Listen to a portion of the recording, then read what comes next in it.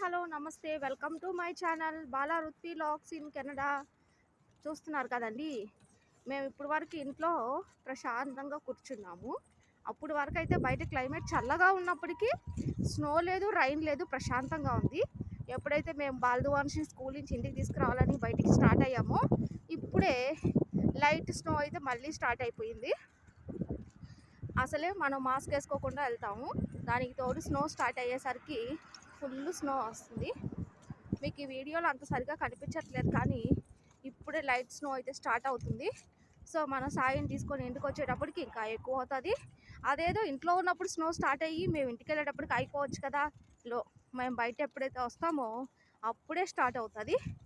ఏం చేస్తాం, మార్చి వెళ్ళిపోతుంది, ఏప్రిల్ వచ్చేస్తున్నా కానీ ఇంకా ఈ స్నో అయితే ఒక పట్టాను వదలట్లేదు. ఈసారి మాత్రం లాస్ట్ టైం మార్చ్ 15 అప్పటికి కొంచెం స్నో అయితే తగ్గిపోయింది, కానీ ఈసారి అయితే ఇంకా చూస్తున్నారా, ఇప్పుడైతే బాగా కనిపిస్తుంది.